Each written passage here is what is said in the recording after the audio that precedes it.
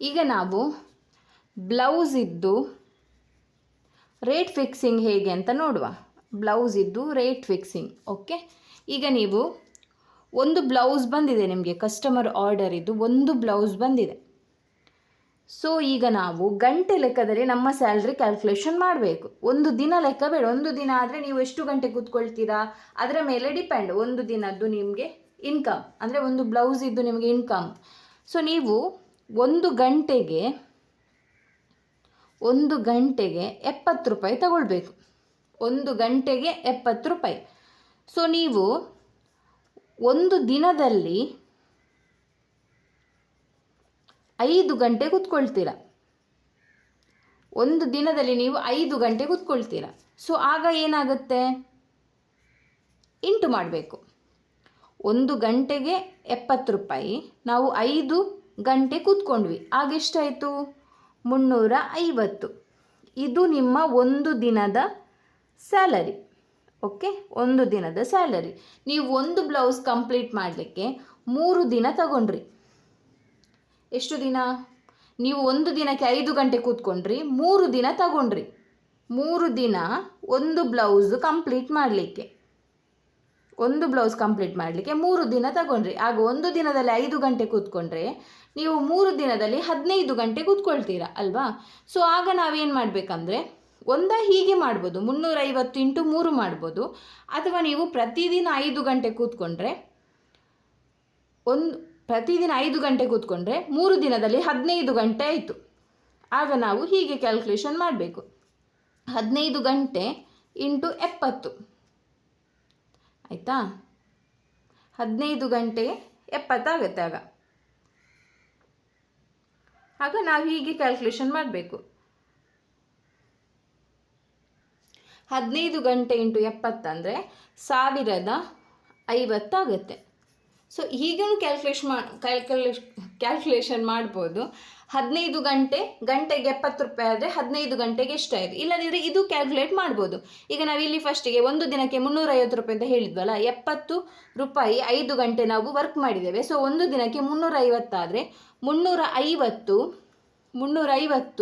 Into 3 ದಿನ ಎಷ್ಟಾಯಿತು? 0, 3, 5, 15, 1, 3, 3, 9, 1, 10. So ನೋಡಿ, ಎರಡು ಕರೆಕ್ಟ್. ಒಂದು ದಿನಕ್ಕೆ 350, 3 ದಿನಕ್ಕೆ 1050. ಇಲ್ಲದಿದ್ದರೆ ಒಂದು ಗಂಟೆಗೆ 70 ರೂಪಾಯಿ, 15 ಗಂಟೆಗೆ 1050 ರೂಪಾಯಿ.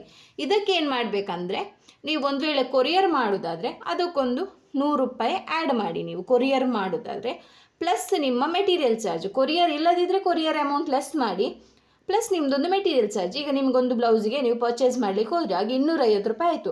ಆ 250 ರೂಪಾಯಿ ಮೆಟೀರಿಯಲಲ್ಲಿ ನಿಮಗೆ ಉಳಿದಿದೆ, ಬಟ್ ಅದು ಕ್ಯಾಲ್ಕುಲೇಟ್ ಮಾಡಲಿಕ್ಕಿಲ್ಲ. ಟೋಟಲ್ ನಿಮ್ಗೆ ಎಷ್ಟು ಖರ್ಚಾಯಿತು? ಒಂದು ಬ್ಲೌಸಿಗೆ ತಗೊಂಡು ಬರಲಿಕ್ಕೆ 250 ರೂಪಾಯಿ ಖರ್ಚಾಯಿತು. ಆಗ ಏನು ಮಾಡಬೇಕಂದ್ರೆ, ಇದೀಗ ಬೇಡ, ಕೊರಿಯರ್ ಬೇಡ, ಇದು ಅಮೌಂಟು ಬ್ಲೌಸಿದ್ದು ವರ್ಕಿದ್ದು ಪ್ಲಸ್ ಇದು ಮೆಟೀರಿಯಲ್. ಓಕೆ, ಇದು ಮೆಟೀರಿಯಲ್. ಆಗ ನಾವು ಇದನ್ನು ಮತ್ತು ಇದನ್ನು ಕ್ಯಾಲ್ಕುಲೇಷನ್ ಮಾಡಬೇಕು. 1050 ಮತ್ತು 250. 1050, 50, 1100, 1300, 1400 ಅಲ್ಲ, 1200, 1300. ಒಂದು ಬ್ಲೌಸ್ ಅಮೌಂಟ್ ಆಗ 1300. ನೀವು 3 ದಿನ ವರ್ಕ್ ಮಾಡಿದ್ದೀರಾ, ಸಿಂಪಲ್ ವರ್ಕ್ ಈಗ ಸ್ಟಾರ್ಟಿಂಗ್. ಸೊ 1300.